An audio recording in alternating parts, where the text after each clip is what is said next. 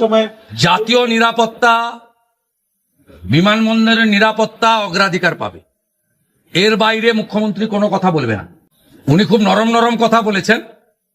এইটাই সরকার। অন্য সরকার হলে ধমকাতো, যেমন রেজিনগরের লোকটা ধমকাতো, এখন আর ধমকায় না।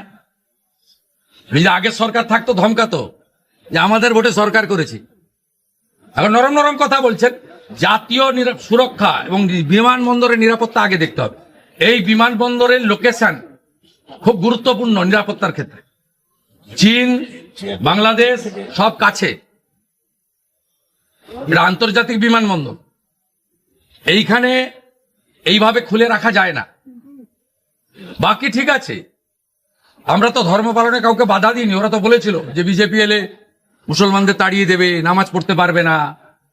তা বকরি ঈদও করেছেন, পশু হত্যা আইন মেনে করেছেন, অসুবিধা নেই। মহরমেও বেরিয়েছিলেন অস্ত্র বাড়িতে রেখে, কোনো অসুবিধা নেই। ভদ্র থাকবেন, আইন মেনে চলবেন, ডিজে থেকে দূরে থাকবেন, নিজের ধর্ম নিজে পালন করবেন, অন্যর কানে গিয়ে ফুফু করার দরকার নেই। সব ঠিক চলবে, সুন্দর চলবে। আর বন্দে মাতরমটা গাইতে হবে, ভোট না নাড়ালে হবে না। আমরা লক্ষ্য রাখছি 16ই আগস্ট সরকারের 100 দিন পূরণ হবে। 16ই আগস্ট ভয়ঙ্কর দিন কলকাতার ক্ষেত্রে। সুরাবর্দির নেতৃত্বে দ্য গ্রেট ক্যালকাটা কিলিং হয়েছিল। আর সেই দিনটা তৃণমূল কংগ্রেস আগের সরকার খেলা হবে দিবস পালন করত। আমাদের সরকার সিদ্ধান্ত নিয়েছে ওই দিন আয়ুষ্মান দিবস হিসেবে পালন করা হবে।